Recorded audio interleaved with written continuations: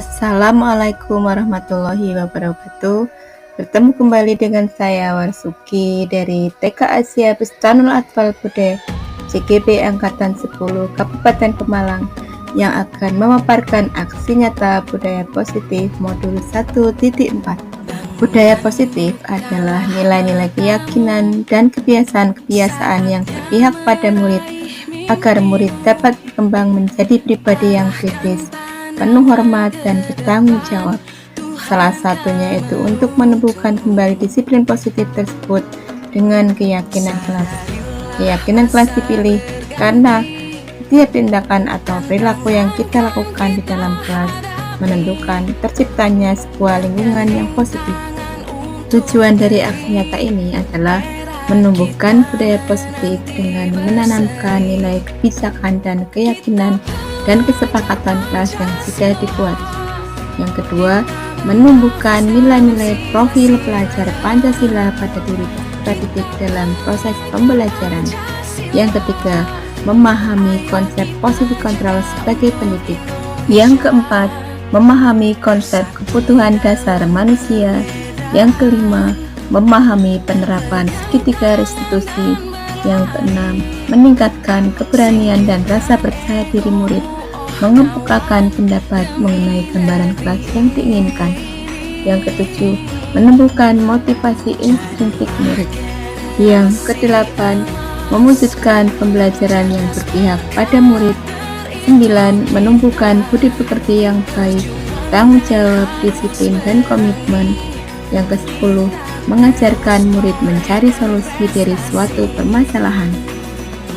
Tolak ukur dari kegiatan aksi nyata ini adalah peserta didik mampu membuat kesepakatan dan keyakinan kelas sesuai dengan nilai-nilai profil pelajar Pancasila. Yang kedua, peserta didik mampu menjalankan kesepakatan yang telah dibuat dengan penuh rasa tanggung jawab. Yang ketiga, peserta didik mampu menentukan solusi dari permasalahan yang dihadapinya.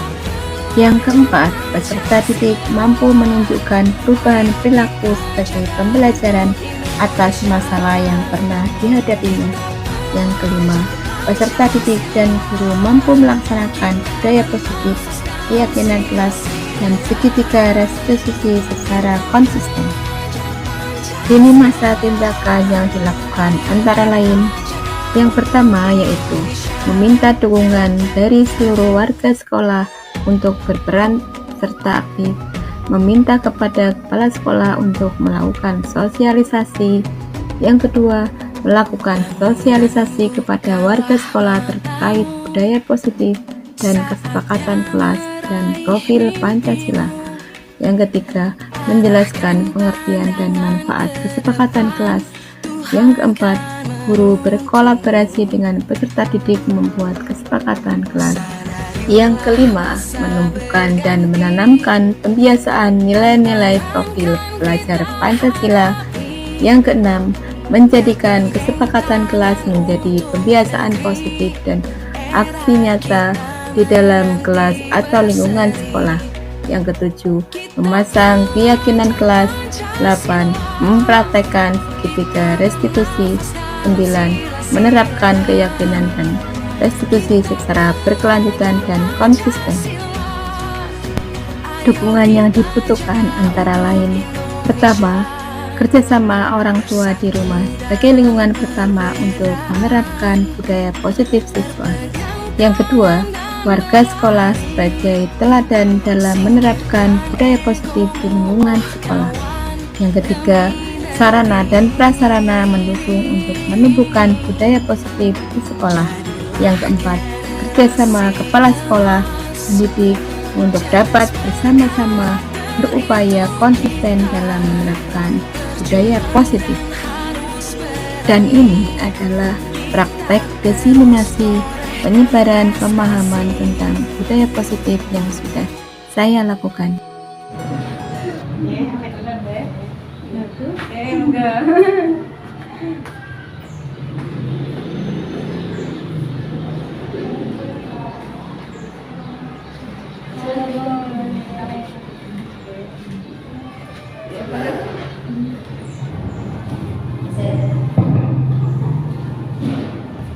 Assalamualaikum warahmatullahi wabarakatuh. Waalaikumsalam warahmatullahi wabarakatuh.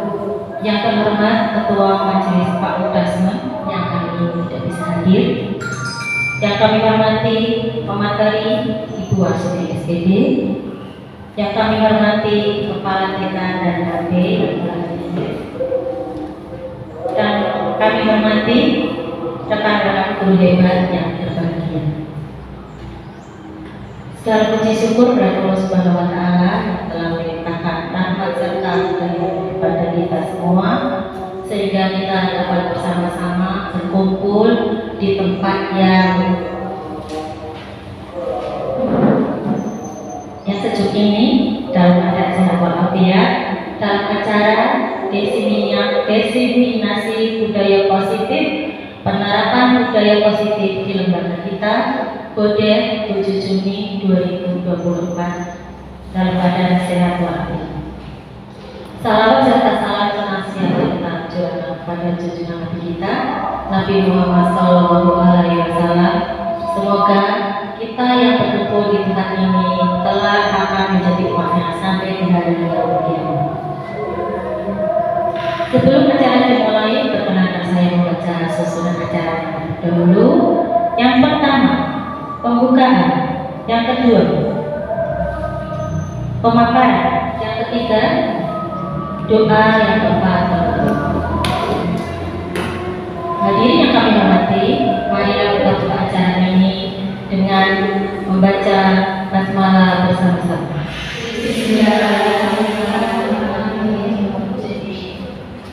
Selanjutnya yaitu pemaparan materi yang akan disampaikan oleh Ibu Warsudi SPD CGP Angkatan 10. Kepada Ibu Warsudi SPD kami silakan.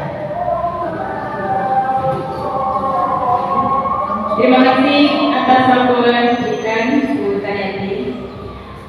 Assalamualaikum warahmatullahi wabarakatuh. Waalaikumsalam warahmatullahi wabarakatuh. Saya ucapkan terima kasih kepada rekan-rekan semua yang sudah hadir dalam kegiatan kita hari ini.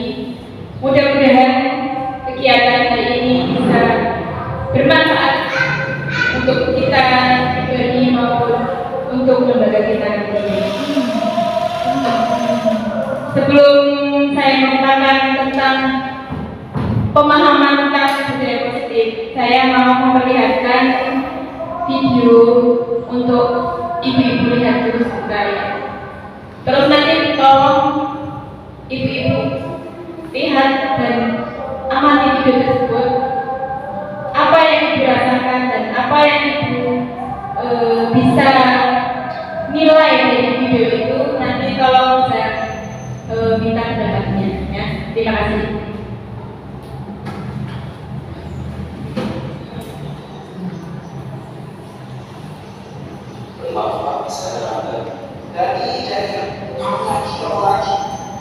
Kamu tuh nggak pakai kalau kasih rumah capek kalau ini masuk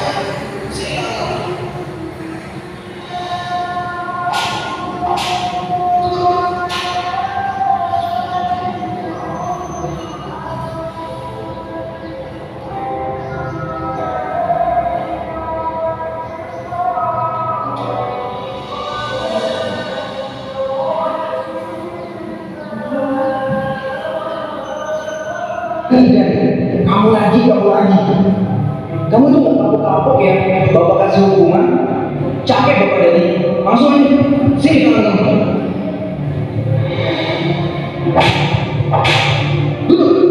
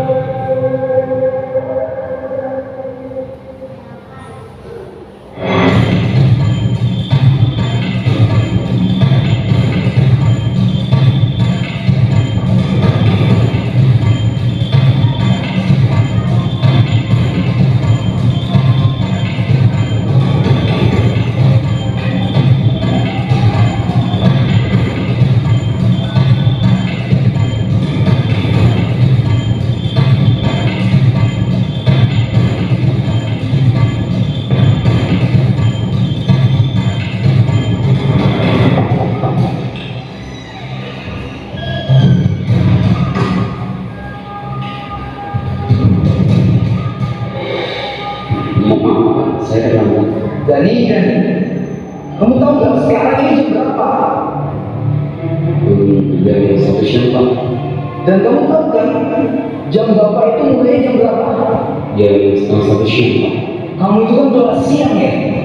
Kok masih bisa datang yang terlambat? Maaf Pak, sebenarnya saya Udah, sebagai hukumannya ulurkan kedua tangan kamu. Ingat ya, yang lainnya jangan mencoba dari kalau kayak contoh ada nih yang lainnya tadi tahu dulu. Oke, anak-anak sekalian, buka halaman 120. Silakan kalian baca dulu berdua. Bila ada yang ingin ditanyakan, langsung tanyakan kepada Bapak.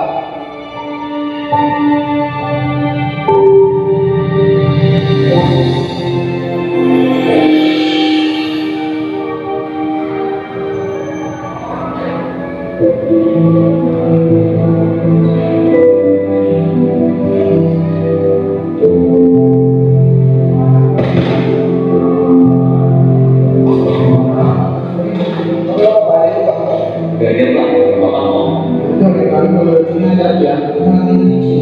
Ya Pak, terima kasih. Soalnya saya udah terlambat.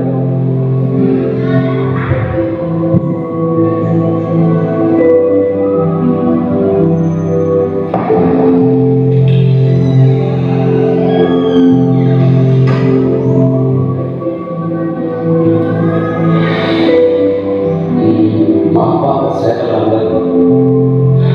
Dari lagi. Kenapa ya? Kamu ini kok gak bisa jadi anak disiplin seperti yang lainnya?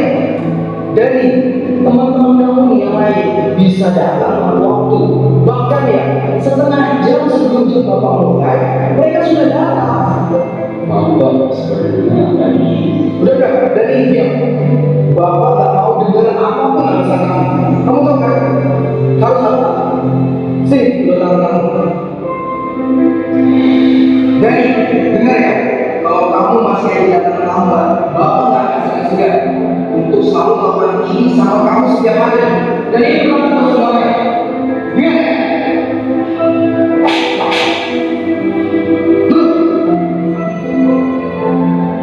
Ya sudah, yang lain perhatikan kembali. Kita lanjutkan pelajaran yang sebelumnya.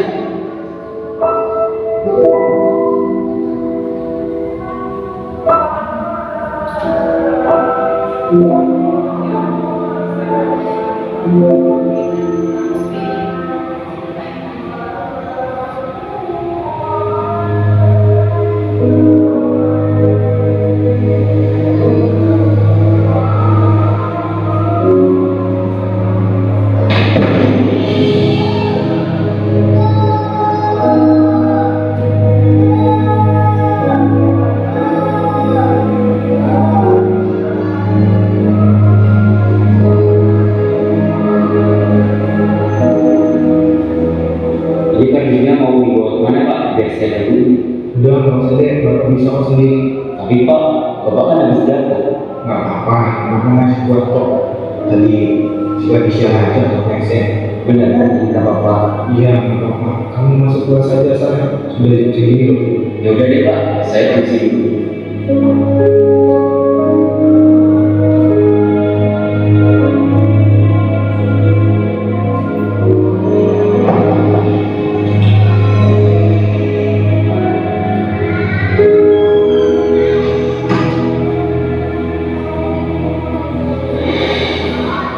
Maaf Pak, saya terlambat. Dani, kamu lagi. Kamu itu nggak kapok-kapok ya, Bapak kasih hukuman. Kamu itu kan masuk siang loh. Kok bisa sampai terlambat seperti ini loh? Maaf Pak, saya Udah, capek Bapak Dani. Langsung aja, sini tangan kamu.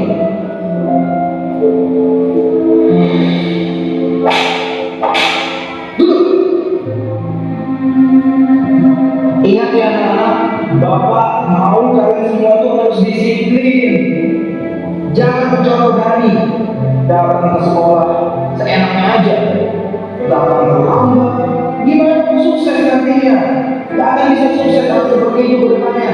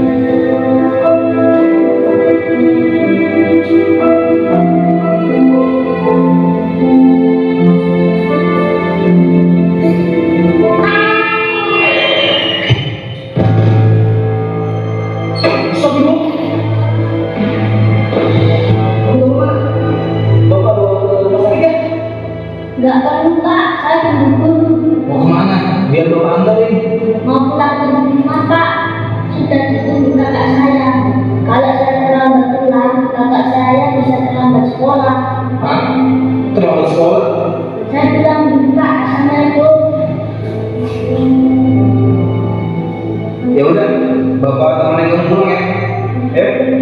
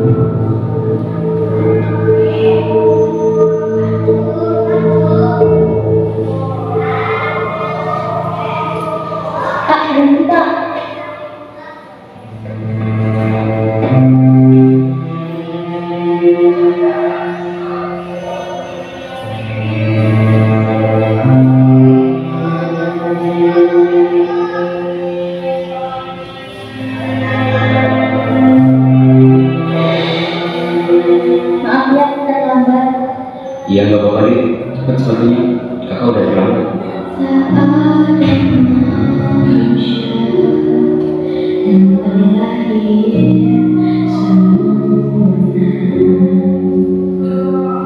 Jangan kau sesali segala yang telah terjadi.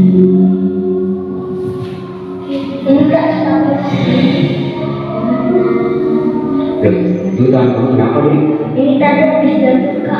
Ya Allah, nanti diobati. Ya tak ini nanti aku pergi. Ya udah, kakak berangkat dulu ya. Ya Pak, hati-hati. Assalamualaikum.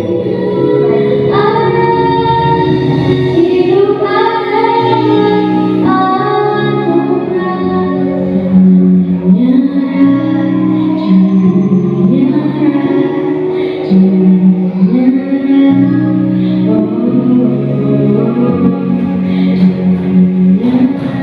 Mari Pak. Ya, ya.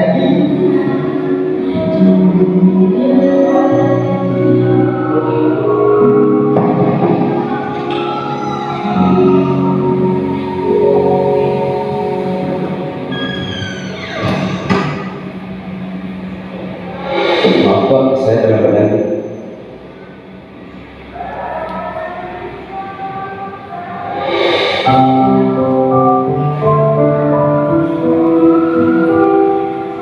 Mas Dani, maafkan Bapak ya. Karena Bapak udah berasa dulu sama kamu dan tidak mau memberikan sedikit penjelasan dari kamu.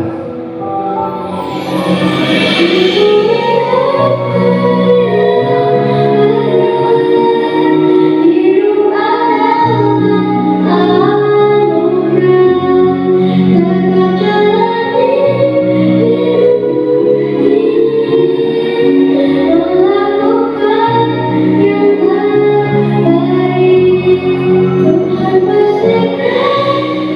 Oh iya Mas Dani, Bapak ada sesuatu yang mau diminta ya.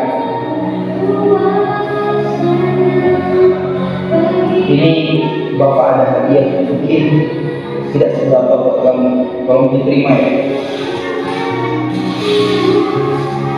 Apa itu Pak? Ayo, dibuka aja. Kamu lihat aja sendiri. Bapak yakin kamu pasti suka.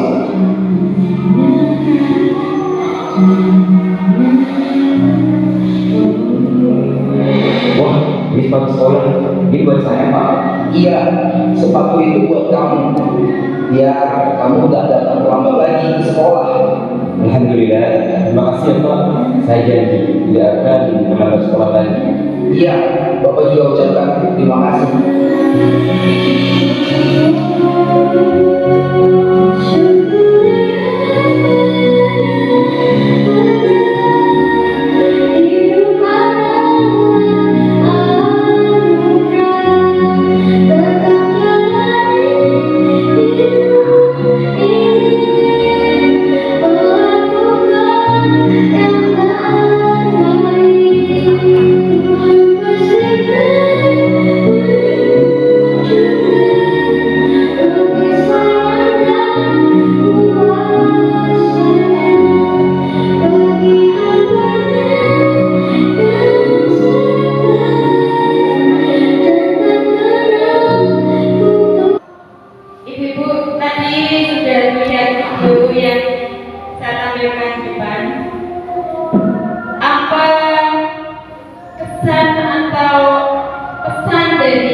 video itu yang mungkin bisa Ibu sampaikan?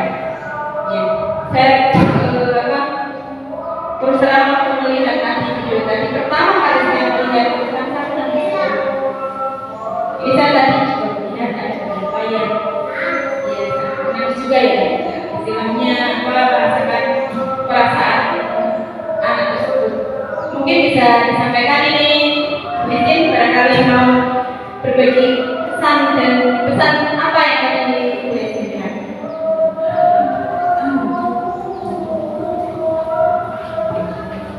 Assalamualaikum warahmatullahi wabarakatuh. Rasanya sampai itu masih terasa. Ya, masih sedih karena saya berbagi sebagai guru ya, nggak pernah melakukan kekerasan seperti itu.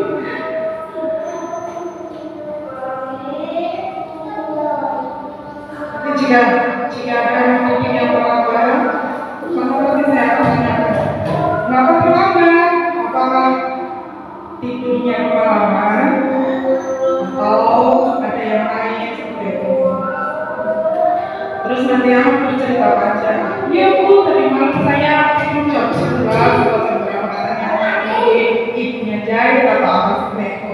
Kadang ada yang sampai sekolahan masih lemas, kemudian teman-teman sudah berkali sampai masih lemas kayak gitu. Cuma ya itu, saya tidak pernah melakukan kekerasan. Terus langsung saya tanyakan kenapa, dan anak itu mau bercerita, sehingga sebagai guru saya besok lagi berarti memberikan pengarahan. Besok lagi tidurnya jangan kemalaman ya, seperti itu. Semoga untuk Indonesia tidak ada yang melakukan kekerasan seperti tadi dan mau mendengarkan apa yang dirasakan oleh murid-murid. Terima kasih Bu Edwin yang sudah memberikan tanggapannya tentang video tadi. Intinya kita semua tidak setuju dengan apa yang dilakukan Bapak tadi ya, Pak Guru tadi ya. Jadi kenapa sampai melakukan alasannya tidak diberikan kesempatan? Ini terus terang saya juga waktu melihat seperti itu. Kenapa tidak diberikan kesempatan? Jadi nanti kita di sini mau belajar tentang bagaimana cara mengatasi suatu masalah yang dihadapi oleh anak didik kita dengan cara yang lebih baik. Jadi tidak dengan cara memberikan hukuman atau konsekuensi atau apapun itu bentuk yang lain yang tidak mendidik gitu. Jadi nanti kita akan belajar tentang bagaimana cara mengatasi suatu masalah dengan cara yang lebih baik ya. Ini nanti ini baru apa namanya pembukaan saja, jadi biar dengan nanti setelah menerima pembukaan dari saya biar lebih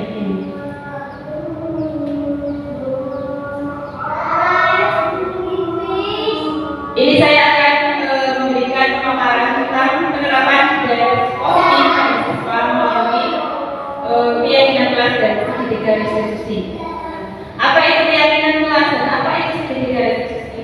Nanti kita bisa belajar bersama. Ya. Ini saya di sini tidak merasa yang paling pintar, mohon maaf ya.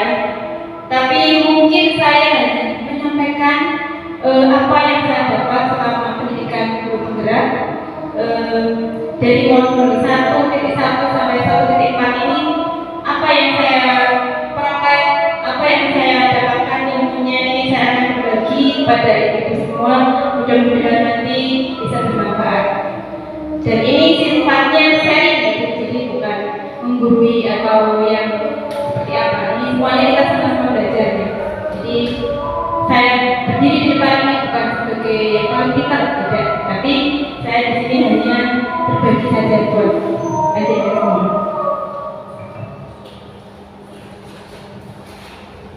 Selamat datang ya Bapak, Ibu hebat semuanya. Mari kita belajar berkolaborasi dan saling mendukung demi mewujudkan budaya positif di sekolah kita tercinta ini. Sekarang sebelum saya berbicara tentang ada yang tahu apa itu budaya positif? Barangkali ada yang berpikir apa ya? Sedikit dulu. Budaya positif itu apa? Ada yang mungkin mau mengemukakan pendapatnya, silakan. Bu Rusmi, barangkali Bu Rusmi. Tentang apa budaya positif? Kalau menurut saya budaya positif itu hal-hal yang positif yang terjadi di lingkungan kita, apa saja sesuai dengan aturan atau norma yang berlaku di masyarakat kita. Menurut saya begitu. Ya, terima kasih. Ada yang lain lagi? Bu Dewa apa? Ya, Bu Dewa silakan. Budaya positif itu menurut Ibu apa yang terlintas dalam pikiran Ibu? Terima kasih Bu Warsuki. Assalamualaikum warahmatullahi wabarakatuh. Di sini saya akan memberikan pendapat mengenai budaya positif. Menurut saya budaya positif itu adalah dari mana dari suatu budaya tersebut memiliki sejarah yang positif yang tahun itu bisa dilaksanakan atau dijalankan aktivitas atau kegiatannya untuk hal-hal yang positif yang bisa kita teruskan kepada anak-anak kita agar budaya tersebut itu tidak hilang. Jadi kita mengajarkan untuk anak didik kita bagaimana budaya kita mengajarkan dengan hal positif sehingga nanti tahun budaya tersebut akan selalu terus dilestarikan sampai ke depan, sampai ke masa depan anak-anak didik kita. Begitu. Terima kasih. Assalamualaikum warahmatullahi wabarakatuh. Waalaikumsalam warahmatullahi wabarakatuh. Ya, terima kasih pendapatnya. Semuanya betul. Jadi apapun itu yang bersifat positif gitu ya, itu berarti termasuk budaya positif. Jadi saya ingin menegaskan sekali lagi, budaya positif itu adalah nilai-nilai keyakinan atau kebiasaan-kebiasaan yang berpihak pada murid agar murid dapat berkembang menjadi pribadi yang kritis, berpenghormatan dan bertanggung jawab. Nah, salah satu untuk menumbuhkan budaya positif ini bisa dengan keyakinan kelas.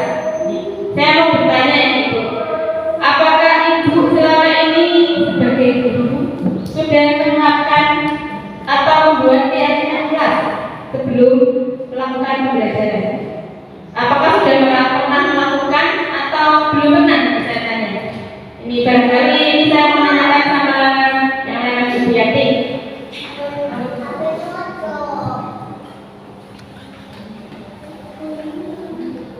Terima kasih.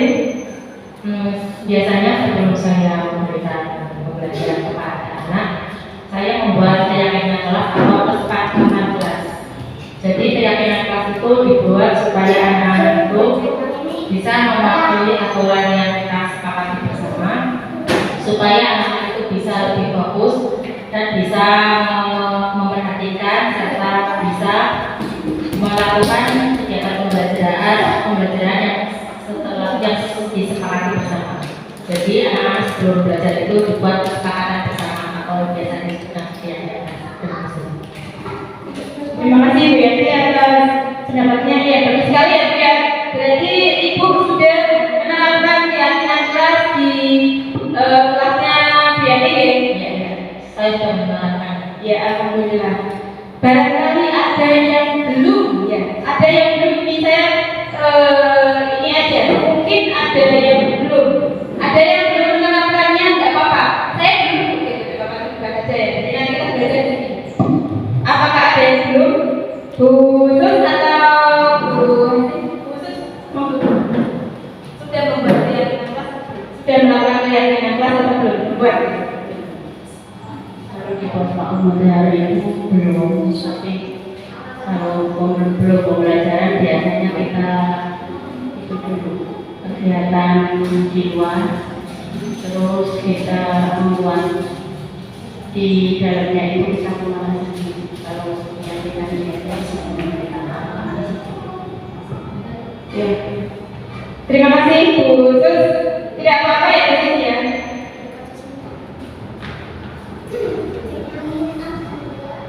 Nah, di sini saya akan menyampaikan tujuan aksi nyata yang kita lakukan atau tujuan dari proses diseminasi ini yang dilakukan adalah yaitu ingin menumbuhkan budaya positif dengan menanamkan nilai kebijakan dan kegiatan dan kesepakatan kelas yang sudah dibuat, menumbuhkan nilai-nilai profil pelajar Pancasila pada diri kita sendiri dalam proses pembelajaran, memahami konsep posisi kontrol sebagai pendidik, memahami konsep kebutuhan dasar manusia, memahami penerapan segitiga restitusi, meningkatkan keberanian dan rasa percaya diri untuk mengembangkan pendapat mengenai lembaga kelas yang diinginkan, menumbuhkan motivasi intrinsik murid, mewujudkan pembelajaran yang berpihak pada murid, menumbuhkan budi pekerti yang baik, tanggung jawab, disiplin dan komitmen, mengajarkan murid mencari solusi dari suatu permasalahan.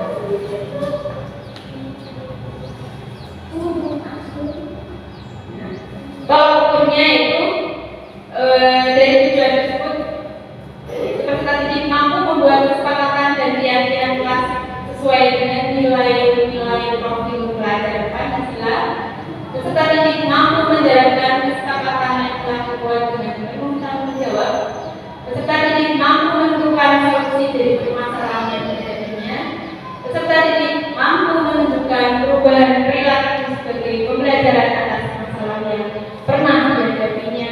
Dan yang terakhir, peserta didik dan guru mampu melaksanakan budaya positif, keyakinan kelas dan segitiga restitusi secara konsisten. Nah, dari hal tersebut ada tindakan-tindakan yang perlu kita lakukan. Tindakan-tindakan apa saja yang perlu kita lakukan itu meminta dukungan kepada seluruh warga sekolah untuk berperan serta aktif, ya. Jadi tidak hanya kepala sekolahnya saja, ya, tapi semua warga sekolah berpartisipasi aktif, ya. Dan meminta izin kepada kepala sekolah untuk melakukan sosialisasi. Barangkali yang kita sebagai guru berarti meminta kepada kepala sekolahnya untuk melakukan sosialisasi tentang budaya positif tersebut. Yang kedua, melakukan sosialisasi kepada warga sekolah terkait budaya positif dan kesepakatan kelas dan profil pelajar Pancasila. Jadi warga sekolah juga harus tahu apa itu keyakinan kelas, apa itu bagaimana cara membuatnya dan sebagainya. Terus yang ketiga, menjelaskan pengertian dan manfaat dari kesepakatan kelas atau keyakinan kelas. Jadi semua warga sekolah atau guru, kepala sekolah dan termasuk berarti kalian murid ya, kalau warga sekolah kan bukan saja, jadi murid juga mengerti gitu, apa itu manfaatnya. Yang ketiga, guru berkolaborasi dengan peserta membuat keyakinan kelas, ya.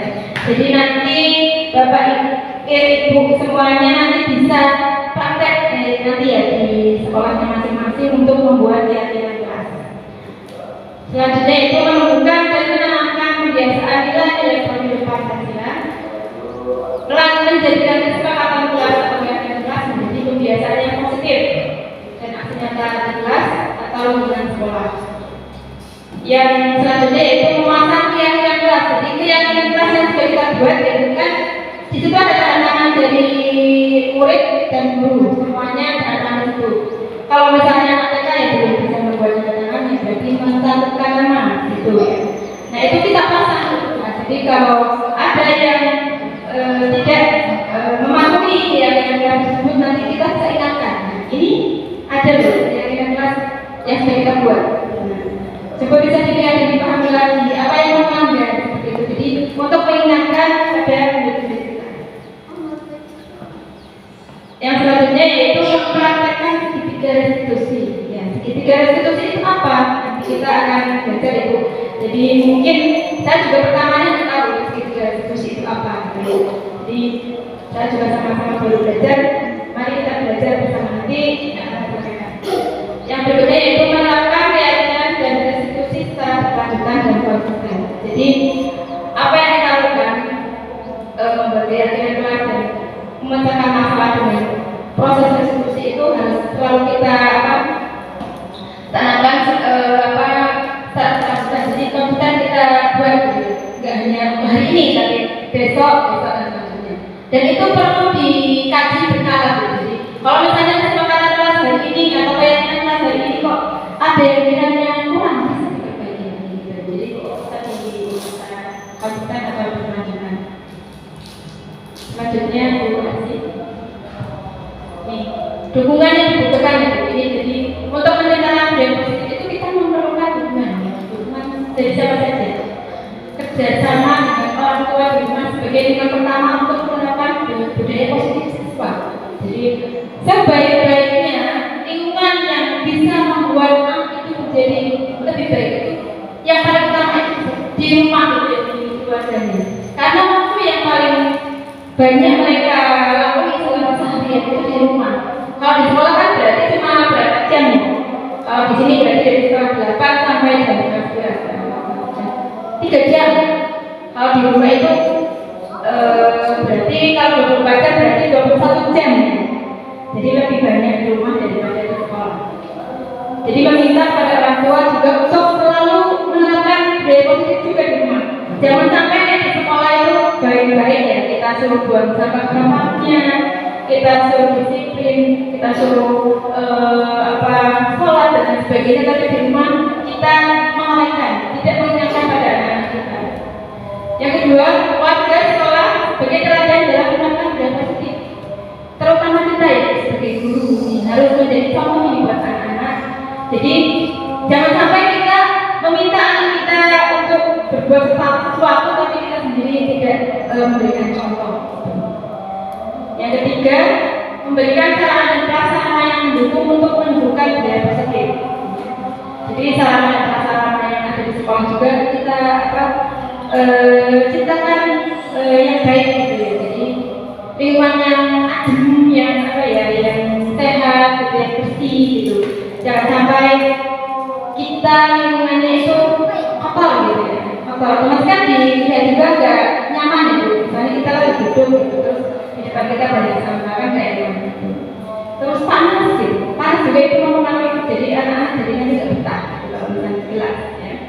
Terus kipas angin, mungkin kita juga suka ini ya, suka sepele gitu, tapi anak-anak juga itu tutup gitu ya. Kalau di ruangan kita misalnya ini terus panas gitu kan, ini jadi ciptakan suasana yang nyaman buat anak dengan kita dukung dengan sarana yang memadai.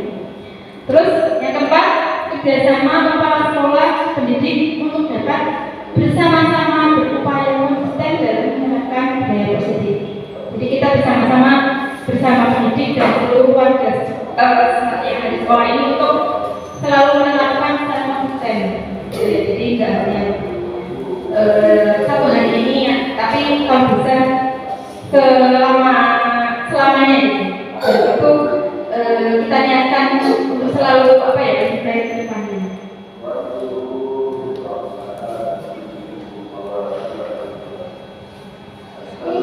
Nah, tadi kita sudah belajar tentang budaya positif. Ini ada tentang tujuan pendidikan menurut Ki Hajar Dewan Kawali. Ini saya pelajari di modul 1.1 yang pertama.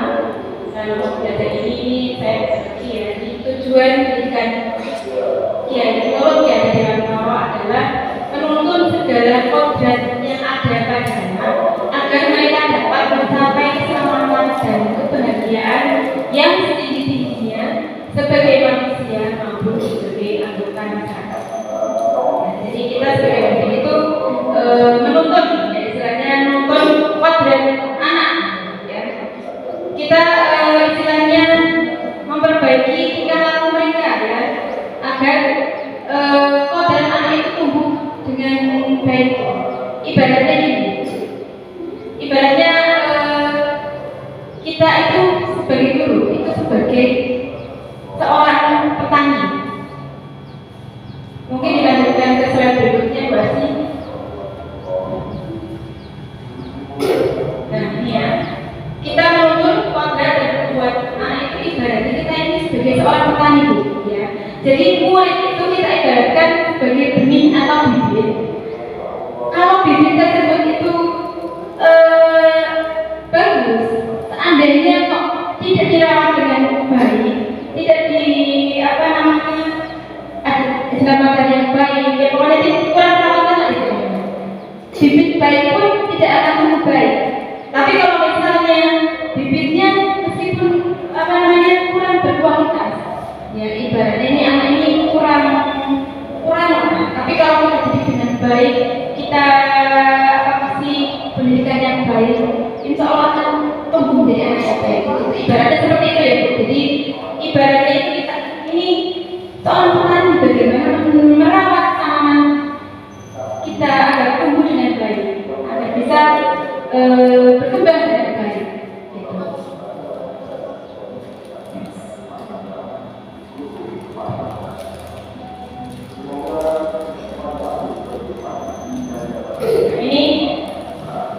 budaya positif pengertiannya ini tadi sudah ada yang ada lagi. Budaya positif adalah suatu kebiasaan yang dilakukan secara terus-menerus untuk menumbuhkan agar menjadi suatu karakter. Salah satu tanggung jawab seorang guru adalah bagaimana menciptakan suatu lingkungan yang positif yang terdiri dari warga sekolah yang saling mendukung, saling belajar, dan saling bekerja sama. Jadi budaya positif ini apa ya? Suatu kebiasaan yang ada di sekolah ya. Jadi yang dilakukan secara terus-menerus sehingga akan tumbuh menjadi suatu karakter.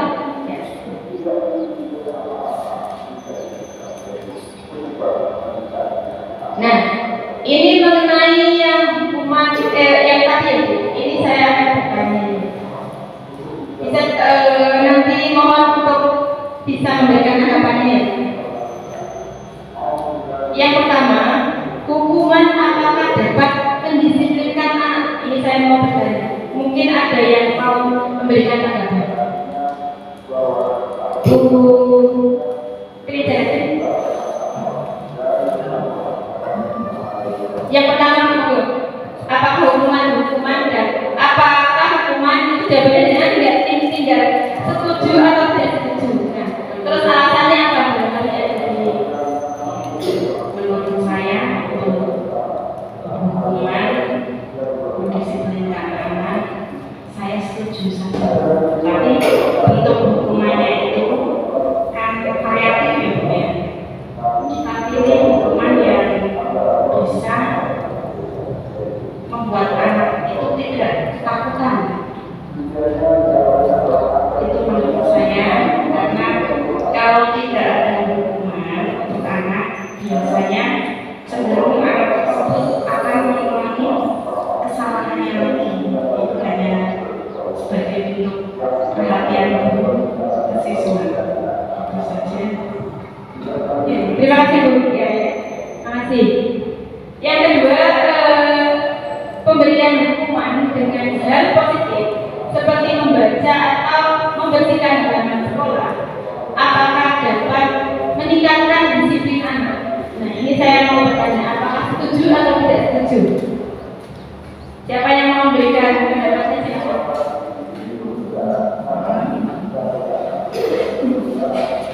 Ini memberikan hukuman dengan hal yang positif. Apakah seperti membaca atau membersihkan halaman sekolah, apakah dapat meningkatkan disiplin anak? Ini setuju atau tidak setuju? Gak apa-apa, tidak ada yang salah. Jangan setuju atau tidak setuju pun saya setuju asalkan yaitu hukumannya yang positif. Ya, terima kasih. Nah, yang ketiga, memberi penghargaan dapat meningkatkan motivasi belajar anak. Nah, ini apakah memberikan penghargaan ini meningkatkan motivasi belajar anak atau tidak? Monggo silakan Bu Rusmi atau Bu Dina.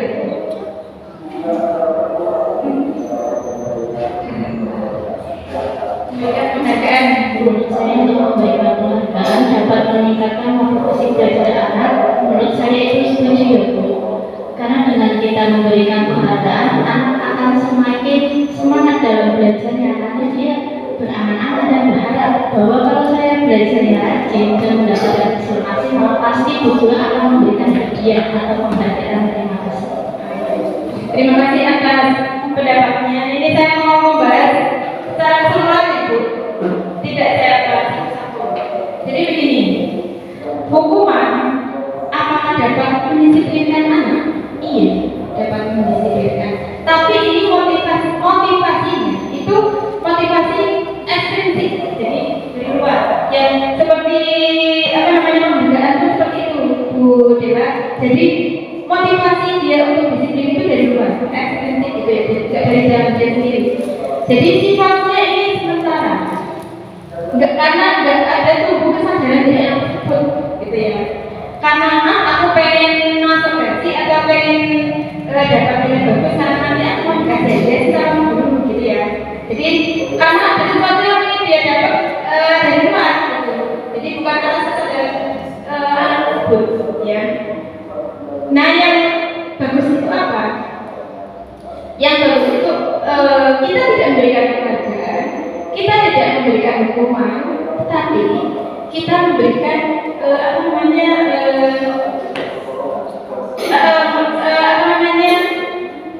suatu pembelajaran tentang misalnya ini. Jadi menunjukkan motivasi intrinsik pada anak tersebut. Jadi biar saya ini mau berangkat pagi ini karena motivasi dari saya sendiri, karena saya ingin disiplin, karena saya ingin menaati tata tertib seperti itu, ya. Jadi tidak karena ada dorongan atau motivasi ekstrinsik.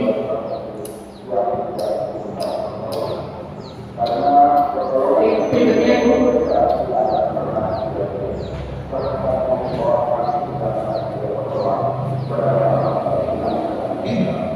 Tapi dalam disiplin pemahaman dan penerapan budaya positif ini, yang pertama disiplin positif dan nilai-nilai kebijakan universal, teori motivasi hubungan keluarga dan diskusi, yang ketiga keyakinan kelas, yang keempat kebutuhan dasar manusia, yang kelima posisi kontrol, yang keenam restitusi atau segitiga restitusi. Jadi nanti kita akan belajar apa itu kebutuhan dasar manusia, apa itu 5 posisi kontrol dan lain-lain. Berikutnya.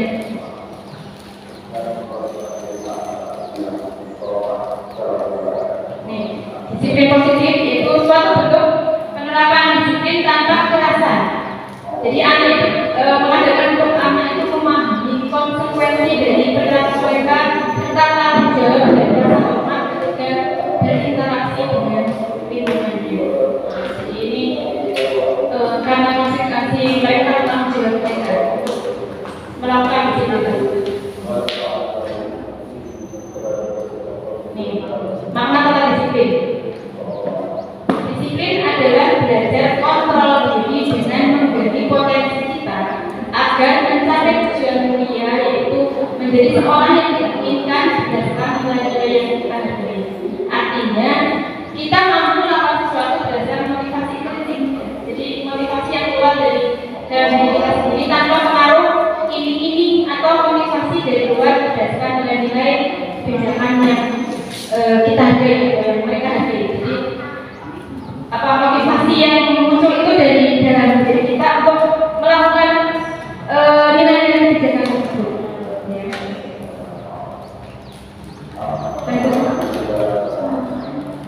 Teori kontrol. Teori kontrol itu seseorang yang mampu lulus hasil kontrol dari diri sendiri, tetapi motivasi positif eksklusif dari luar juga berperan penting dalam membuat suatu keputusan tersebut atau membuat keputusan tanpa perubahan.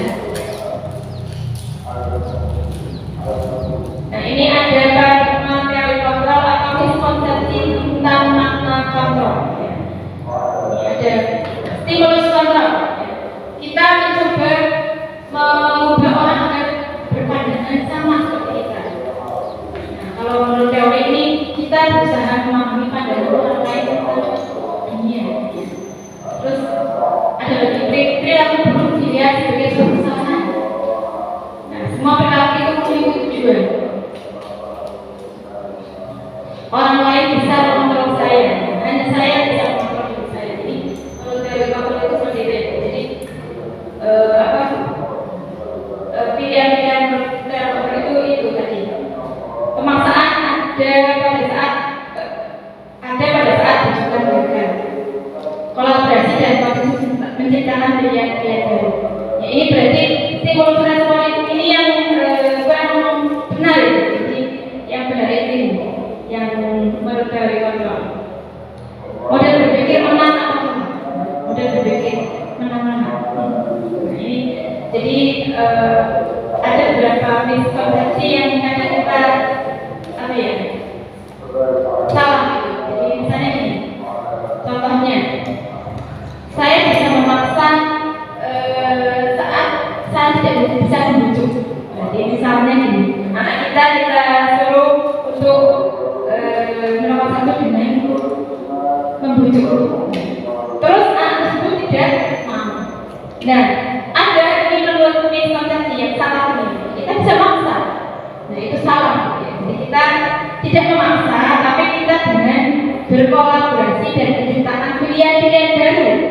Ya, jadi begini, misalnya contoh, anak kita saja misalnya, kok nggak mau berangkat sekolah? Sekarang pilih, mau berangkat sekolah atau mau di rumah. Jadi ada pilihan-pilihannya. Atau yang lainnya, misalnya nggak mau mandi, misalnya anak nggak mau mandi, kita nggak bisa memaksa. Kita kamu mau mandi atau tidak mandi, tapi kamu tidak ikut ibu. Kalau kamu mandi, berarti kamu berangkat sekolah bersama ibu. Kalau kamu tidak mandi, berarti kamu di rumah dan tidak ikut ibu. Nanti anak akan berpikir dengan pilihan itu, dia akan memilih hal yang dia baik untuk dia. Jadi kita tidak memaksakan, tapi kita memberikan pilihan kepada anak tersebut.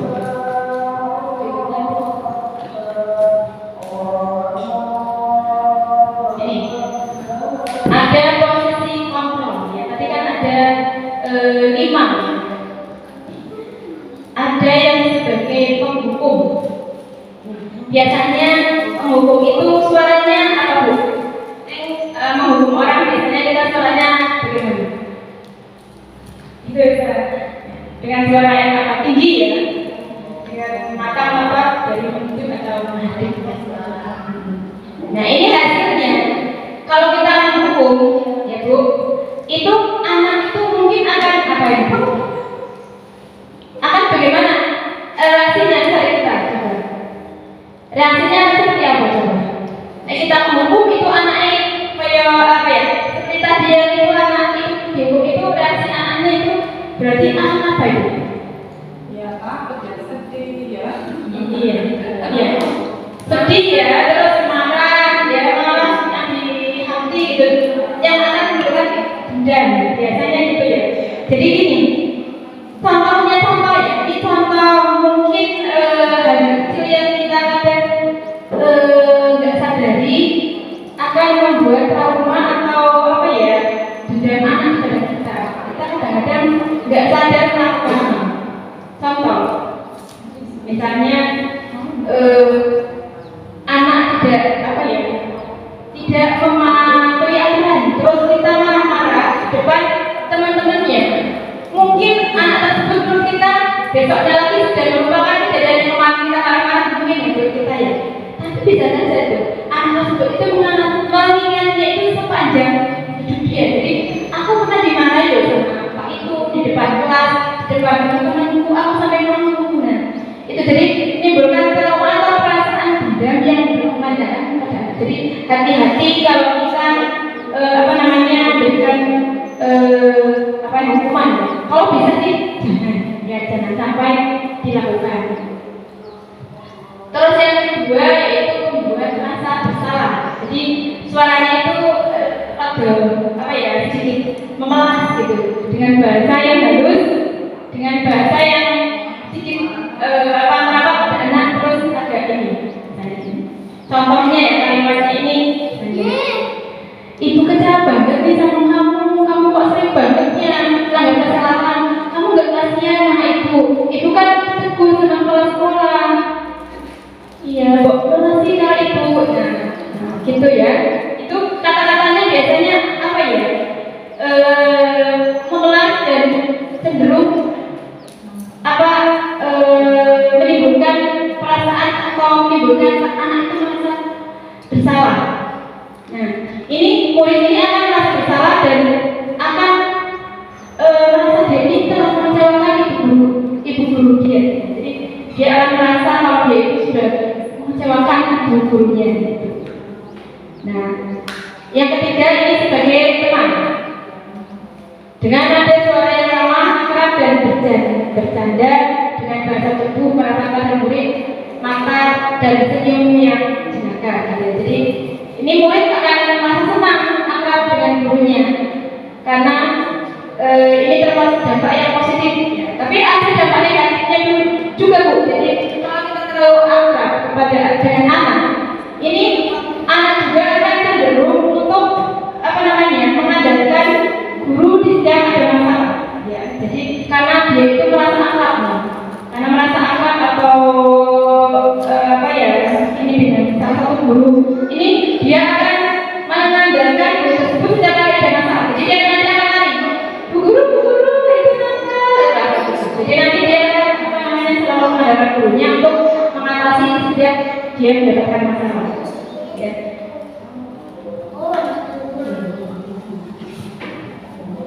Nah, ini sebagai yang tempat itu sebagai pemantau, kontrolitas sebagai guru itu sebagai pemantau.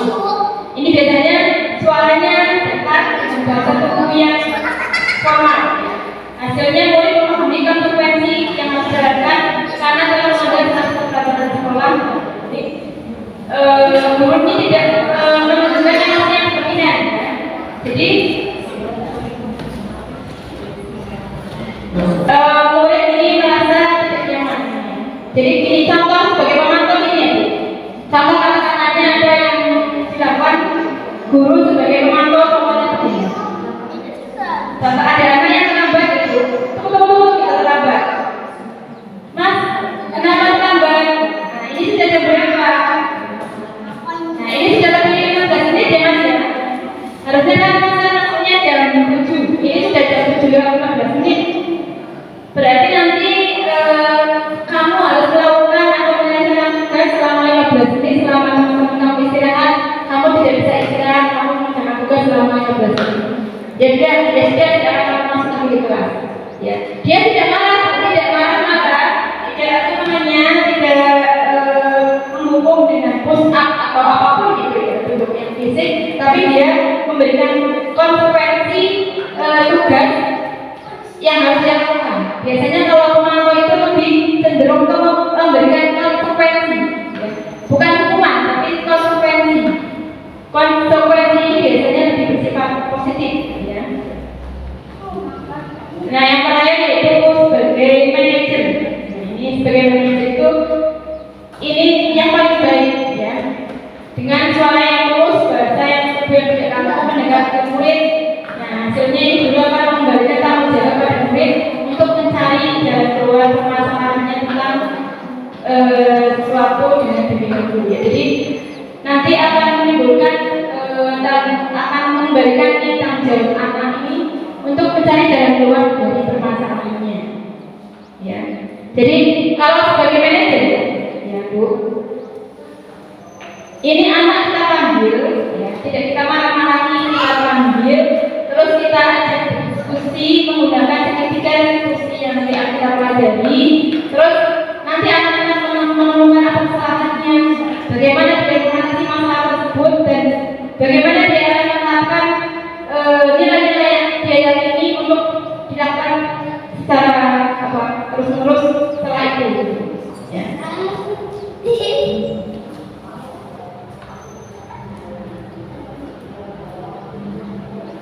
Nah, ini ada beberapa posisi kontrol yang ini saya buat biar ini bisa tebak. Silakan jadikan tebak ya. Ini sebagai kan tadi ada 5 ya Bu. 5 posisi kontrol yang kita pelajari. Yang pertama sebagai penghukum, yang kedua sebagai pemberi rasa bersalah, yang ketiga membuat rasa bersalah, yang ketiga sebagai teman, yang keempat sebagai apa tadi? Pemantau ya, pemantau. Terus yang kelima sebagai manajer. Nah ini nanti coba dengan tebak. Ini kalau kata-katanya ini guru ini berkata seperti ini. Saya sangat kecewa sekali sama kamu. Nah itu termasuk posisi kontrol yang mana? Coba silakan yang mau menjawab. Maka posisi.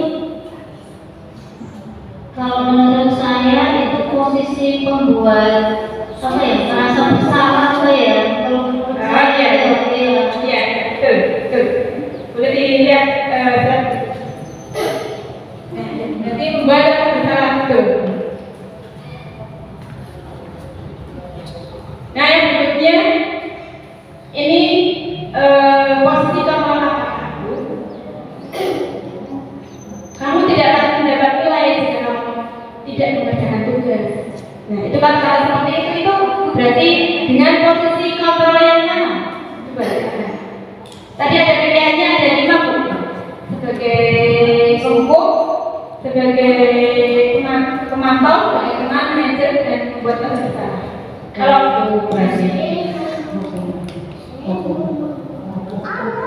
penghukum. Ya. Kamu tidak akan mendapat nilai jika tidak mengerjakan tugas. Nah itu berarti ada apa?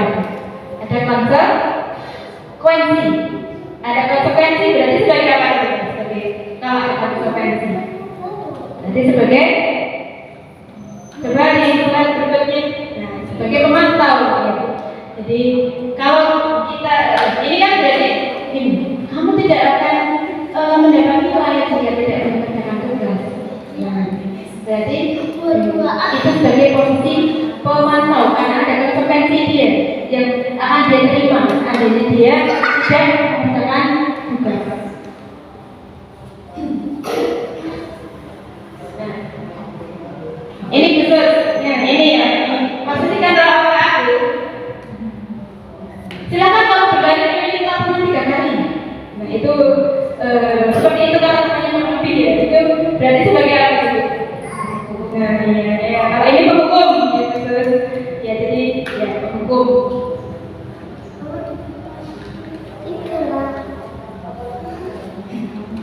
Nah ini yang keempat ini. Kata-kata seperti ini. Ayo dong ikuti aturan sekolah, tolong dan ibu kali ini saja. Iya, ya, sebagai teman ya dia, sebagai teman, betul.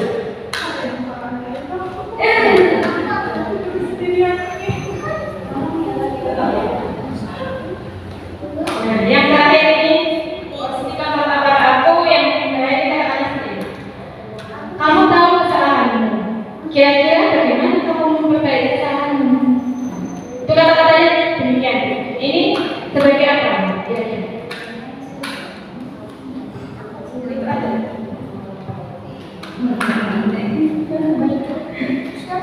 Sebagai manajer.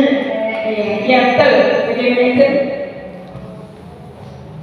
Ya jadi ini ada proses bagaimana dia memperbaiki kesalahannya. Nah, jadi selain kita apa namanya menjelaskan tersebut, jadi kita juga memberikan pertanyaan bagaimana cara kamu memperbaiki kesalahanmu gitu. Jadi apa ya? Ini lebih ke manajer. Maksud kita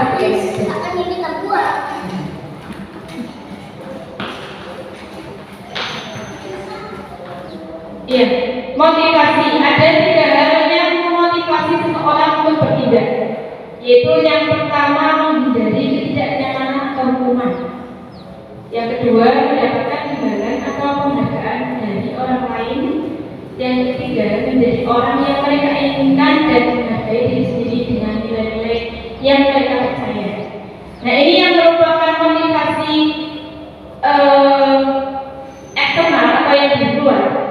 Ini menurut ini yang A, B, C, ini yang mana? Yang dari luar.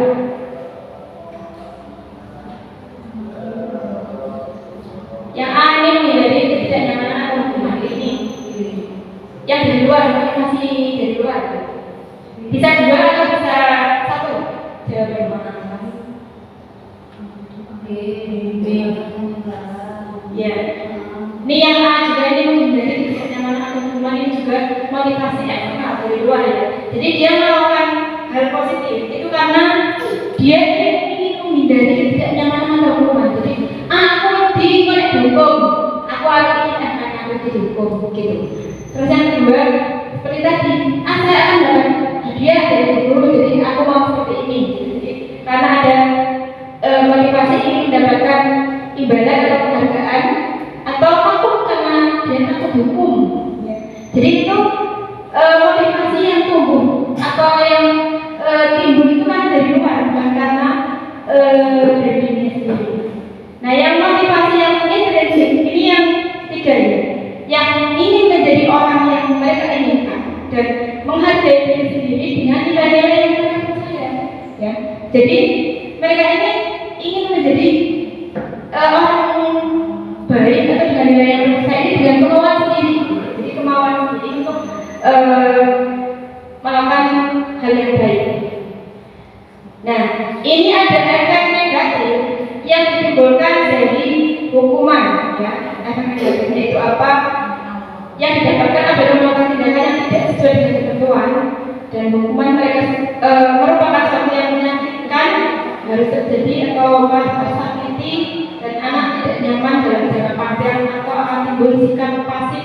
agresif pada anak.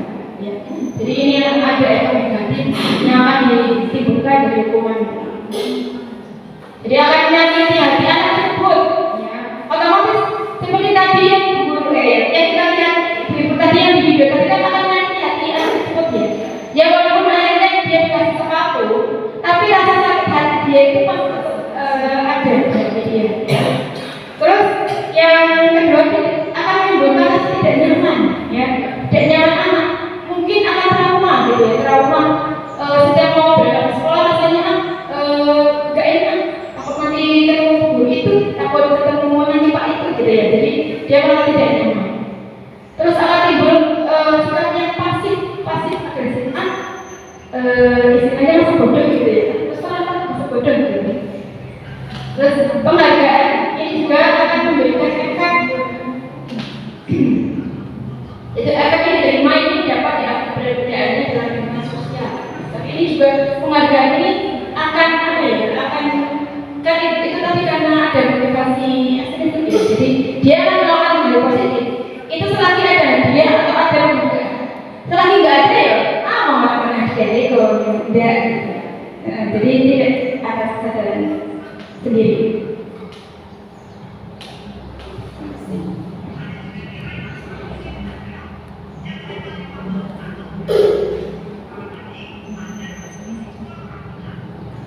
Nah ini kita akan belajar juga tentang kebutuhan dasar manusia. Ada kebutuhan dasar manusia ada 5. Yang pertama kebutuhan bertahan hidup yang meliputi kebutuhan fisiologis, biologis, dan psikologis. Yang kedua kebutuhan rasa kasih sayang dan rasa diterima. Yang ketiga kebutuhan penguasaan atau pengakuan atas kemampuan. Yang keempat kebebasan, yang kelima kesenangan. Ya. Jadi ini adalah 5 kebutuhan dasar manusia yang harus dipenuhi dalam hidupnya. Gitu ya.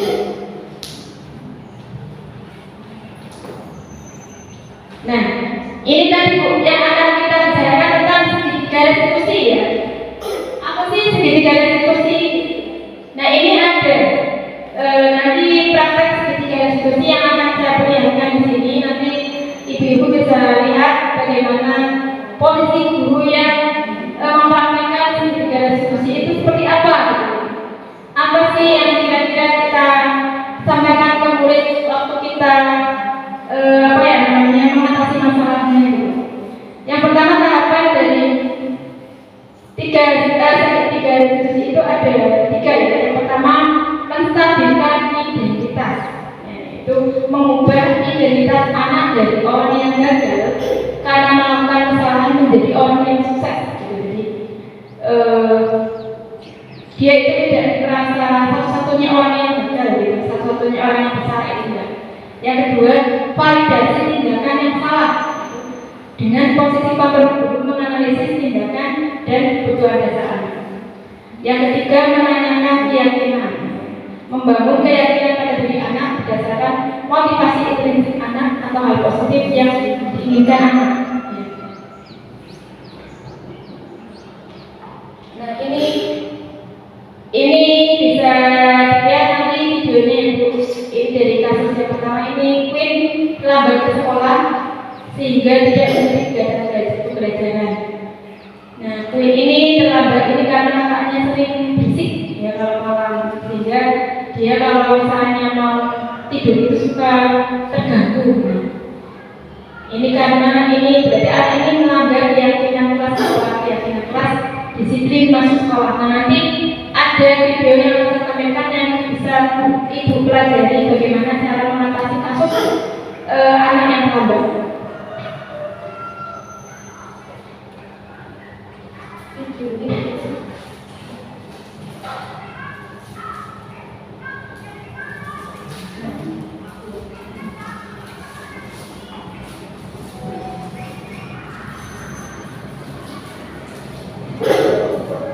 Waalaikumsalam, Mbak Queen. Silakan Mbak Queen.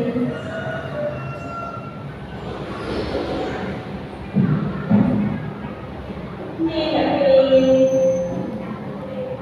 Terima kasih ya Mbak Queen sudah mau mengenalkan maksudnya nih.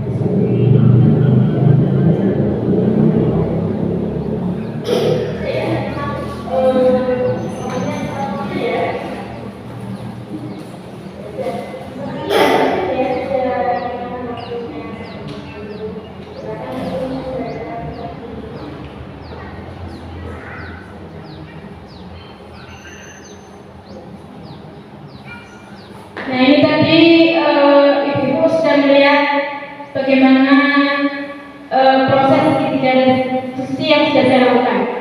Nah dari proses tadi yang saya lakukan, menurut Ibu ini tadi apakah lebih baik dari yang tadi, yang video yang pertama saya perlihatkan, yang tadi kan berarti langsung ini nah ini kan berarti kita ada prosesnya. Jadi kita panggil anak tersebut secara baik-baik ke sekolah, kantor gitu ya, atau ke ruangan tertentu secara pribadi gitu. Jadi tidak di depan teman-temannya, terus kita tanya apa gitu. Jadi gini, kita pertamanya itu gini, tidak hanya kamu yang pernah melakukan kesalahan. Jadi melakukan hal yang salah itu wajar, karena tidak hanya kamu yang pernah berbuat salah. Jadi guru, teman-teman juga pernah melakukan kesalahan. Jadi dia tidak merasa satu-satunya orang yang bersalah. Ya. Jadi dia tidak merasa paling jadi orang yang gagal. Jadi orang lain juga pernah kok yang seperti aku. Jadi dia nanti akan terus nanti kita akan tanya apa alasannya, kenapa dia sampai seperti itu, kenapa dia sampai terlambat, kenapa dia sampai melakukan hal-hal yang tidak baik. Terus nanti kan dia mengungkapkan ya apa alasannya gitu ya. Oh karena ini bu, karena ini, karena itu gitu ya. Kita dengarkan baik ya. Terus setelah anak tersebut menjelaskan apa alasannya, nah kita tanya lagi. Nah, kamu berarti sudah melanggar keyakinan kelas apa karena kamu tadi melanggar ini? Kalau kamu terlambat, kamu melanggar keyakinan kelas apa? Keyakinan kelas apa yang sudah kamu langgar? Seperti itu. Nanti anak akan menjawab. Misalnya dia terlambat, saya tidak disiplin bu. Kalau misalnya anak ini nakal, kan dia keluar tuh di kelasnya. Saya memang nakal kan. Saya tidak saya teman, saya sama keyakinan kelas yang saya langgar, saya teman. Seperti itu. Jadi dia nanti akan mengetahui keyakinan kelas apa yang dia sudah langgar. Terus kita kasih pertanyaan pemahaman tadi kepada anak itu. Terus bagaimana kamu cara memperbaikinya? Bagaimana cara kamu untuk mengatasi masalah kamu? Biar kamu tidak terlambat, biar kamu disayang teman. Cara mengatasinya itu seperti apa nanti? Anak tersebut akan ini. Misalnya anak tersebut nakal ya, atau melakukan hal yang tidak baik temannya. Berarti nanti dia akan menjawab. Berarti saya harus minta maaf sama si A. Berarti nanti kita arahkan dia itu mau minta maaf. Kalau yang tadi ini berarti kan terlambat. Berarti Jadi kita arahkan biar anak tersebut ini mengetahui solusi apa yang akan dia tawarkan pada kita. Tadi kan dia bilang, kalau saya berisik Bu, saya bilang iya, berarti nanti bisa minta tolong sama ibunya ya untuk mengingatkan anaknya dia tidak berisik gitu. Jadi kita kasih masukan solusi dan dia juga memberikan masukan juga. Ya. Terus kita kasih keyakinan lagi biar dia tidak mengulanginya lagi untuk berikutnya. Jadi biar dia tidak terlambat lagi, biar disiplin terusnya seperti itu.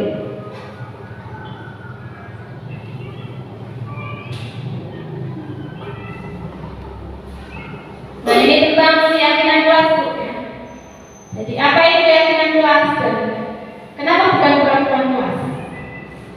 Nilai-nilai kebaikan menekankan pada keyakinan seseorang akan lebih memotivasi seseorang dari dalam.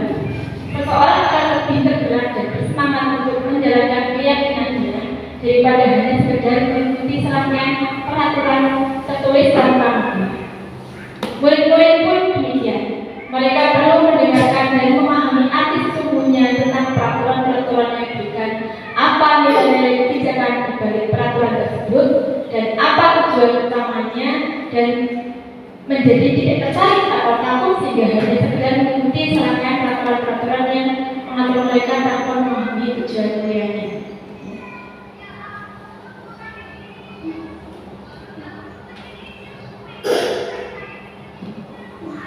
Pembentukan keyakinan kelas atau keyakinan kelompok. Keyakinan kelas bersifat lebih abstrak daripada peraturan yang lebih rinci dan konkret. Keyakinan kelas berupa pernyataan-pernyataan siswa. Keyakinan kelas senantiasa dibuat dalam bentuk positif. Keyakinan kelas tidak terlalu banyak sehingga mudah diingat dan dipahami oleh semua warga kelas.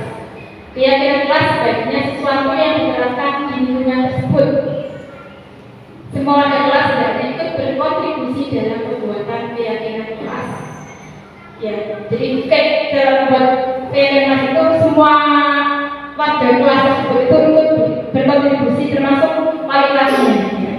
Terus bersedia meninjau kembali keyakinan kelas dari waktu ke waktu.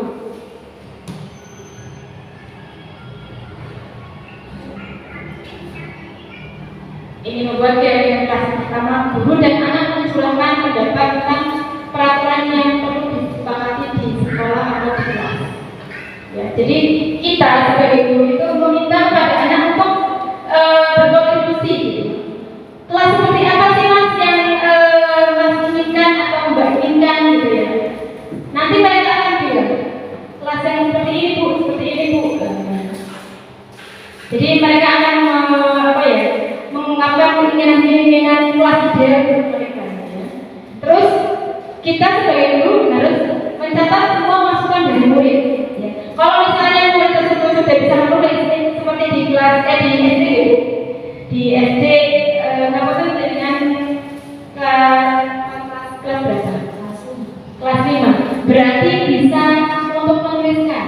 Kita kasih kertas setiap anak untuk menuliskan keinginan atau keinginan kelas seperti apa idealnya yang diinginkan kelas ini. Misalnya semua anak menulis semua. Nah, nanti kita tambah pilihan, nanti kita pilih dan yang mirip berarti yang mirip berarti dijadikan satu dirangkum terus yang ini. Jadi nanti semua anak ini berkontribusi untuk membuat keinginan kelas tersebut. Ya. Kalau TK mungkin belum nulis ya. Kalau saya berarti bertanya dan nanti saya akan merangkum apa keinginan mereka dan nanti saya simpulkan seperti itu. Yang ketiga, menyusun keyakinan kelas sesuai dengan prosedur pembentukan keyakinan kelas dengan mengganti kalimat negatif menjadi kalimat positif. Kalimat positif itu seperti apa Bu? Jadi hindari kata-kata yang negatif. Ya. Kalimat positif itu seperti disiplin, tanggung jawab, sayang teman, saling menghargai. Nah itu yang ini ya. Jadi kalimat-kalimat yang positif. Terus berdiskusi dan menentukan diambil sesuai dengan hasil kesepakatan tentang keyakinan kelas tersebut. Ya. Jadi setelah itu nanti kita diskusikan keyakinan atau nilai kebajikan apa yang cepat dan bisa diambil. Ya. Apakah tanggung jawab, apakah disiplin, apakah sayang teman, itu jadi ada semua ya kalau di PAUD gitu ya. Jadi tanggung jawab itu seperti apa? Kan ada anak yang gini menuliskan, seandainya kalau mengambil mainan harus diberikan tempatnya. Nah itu lebih ke tanggung jawab gitu ya. Jadi kita nulisnya tanggung jawab.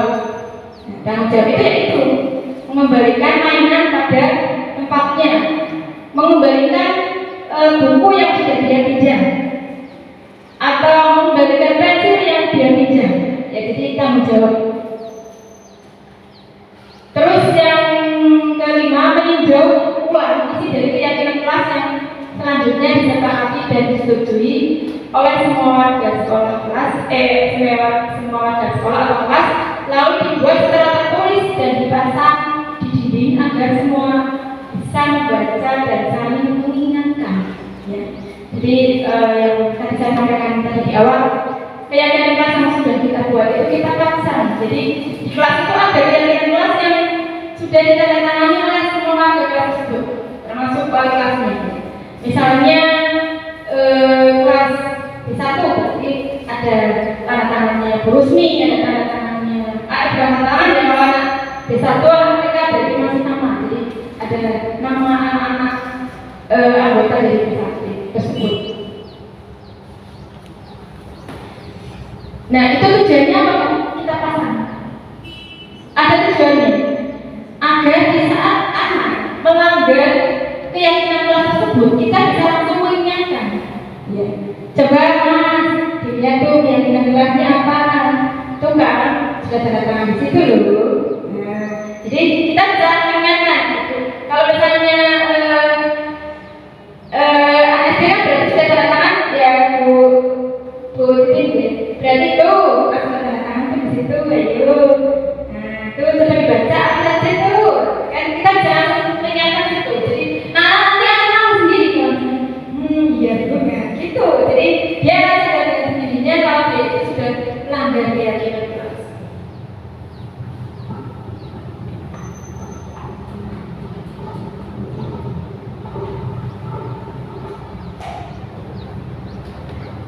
Lanjut.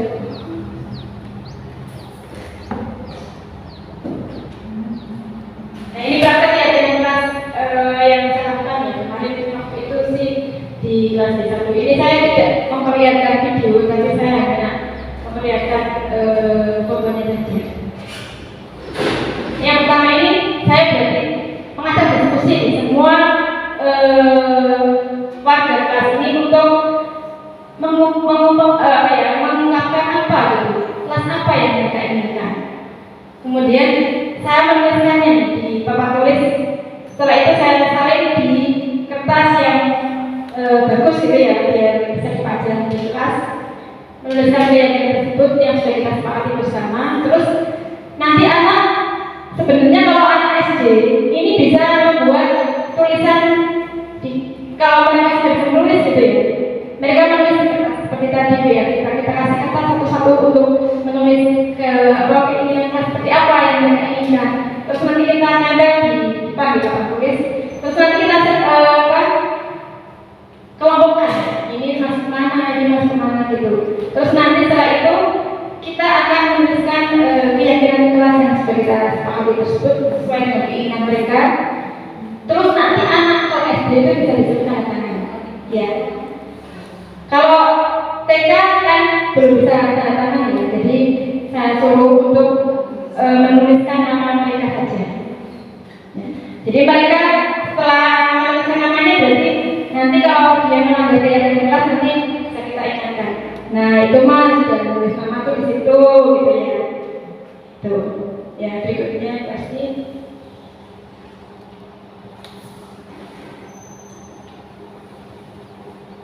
Nih, sikap-sikap positif yang tampak. Ya, ini yang tidak tampak. Yang tampak berarti bermain bola saat jam olahraga olahraga. Ini tampak. Ini yang tidak tampak, ini bermain bola selain jam olahraga. Jadi ini tidak tampak. Terus yang tampak lagi menggunakan atribut sekolah lengkap. Yang tidak tampak berarti menggunakan atribut sekolah tidak lengkap. Ini contohnya. Ini yang tampak berarti membuang sampah pada tempatnya. Yang tidak tampak berarti tidak membuang sampah pada tempatnya. Ini berarti bersikap positif yang belum nampak gitu ya. Kalau misalnya sikap-sikap seperti ini sudah nampak, ini sudah ada, sudah ada sikap saling menghormati, sudah membuang sampah pada tempatnya, menjaga fasilitas kelas dan sekolah, ini sudah terlihat. Berarti sikap positifnya ini sudah nampak. Berikutnya,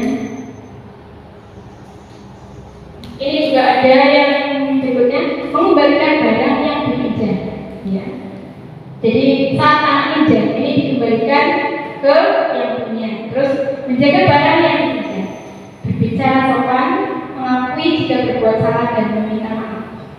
Nah, ini kalau ini percaya dan menghormati ini ya. Jadi kalau misalnya kita saling menghormati dan percaya, ini nampak seperti ini. Mengembalikan barang yang dipinjam, menjaga barang yang dipinjam, berbicara sopan, dan mengakui jika berbuat salah dan meminta maaf. Nah, kalau yang tidak tampak ini berarti dia mengembalikan barang yang dipinjam, merusak barang yang dipinjam, berbicara kasar dan tidak sopan, tidak mengakui jika berbuat salah dan tidak mau meminta maaf.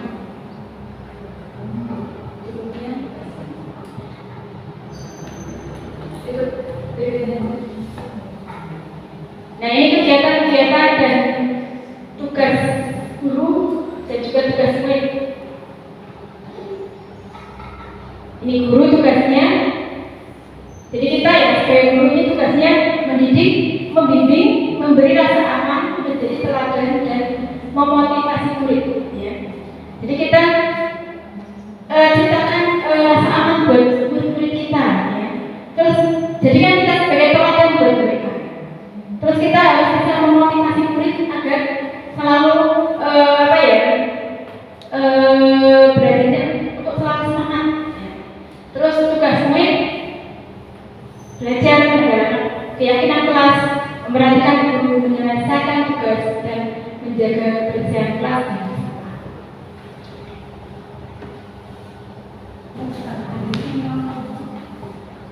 Ya Ibu, demikian tadi pemaparan yang sudah saya sampaikan.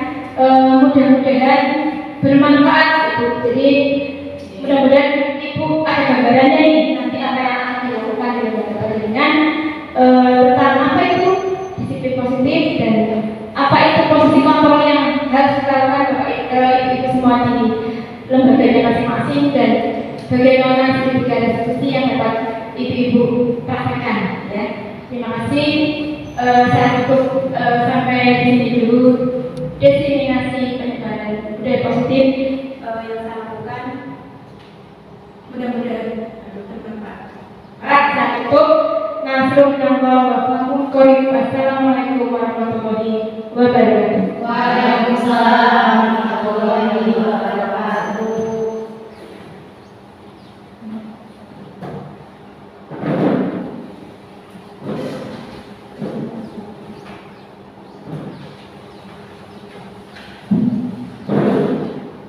Selanjutnya yaitu doa yang akan dibacakan oleh Ibu Kumena. Kepada Ibu Kumena kami silakan.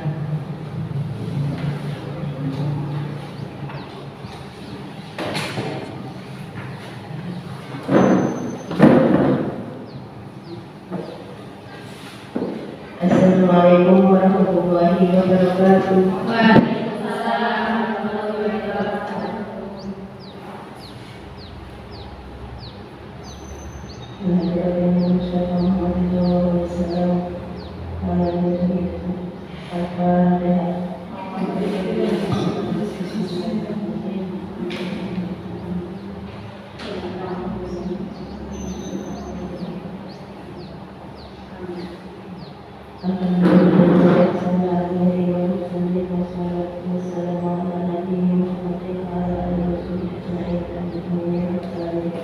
Ya Allah yang Maha Pengasih, ampunilah kami Tuhanku dengan ketakwaan. Ya Allah yang Maha Pemurah, ampunilah kami ilmu yang bermanfaat bagi lisan, lisan dan amal, serta jadikanlah kami anak yang soleh yang berbakti kepadamu dan kepada kedua orang tua kami. Ya Allah yang Maha Kuasa, jadikanlah kami generasi muda, pembawa bunga dan buah yang bermanfaat untuk dipersembahkan kepada nusa bangsa serta agama. Ya Allah yang Maha Pengampun, ampunilah segala dosa orang tua kami dan kakak ibu guru kami yang telah mendidik dan membimbing kami ke jalan yang benar. Ya Allah yang Maha Tahu, perkenankanlah doa kami karena kami tahu Engkau Maha mendengar dan Maha mengetahui. Rabbana atina fid dunya hasanah wa fil akhirati hasanah wa qina adzabannar. Subhana rabbika rabbil izzati amma yasifun wa salamun alal mursalin. Al-Fatihah.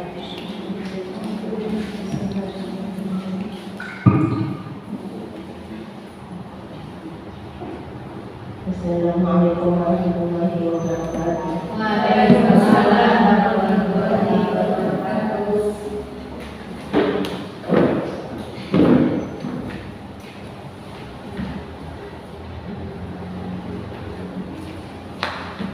Para hadirin yang berbahagia, demikianlah diseminasi budaya positif, penerapan budaya positif di lembaga kita dapat berjalan dengan lancar. Alhamdulillah, amin. Tidak ada halangan suatu apapun.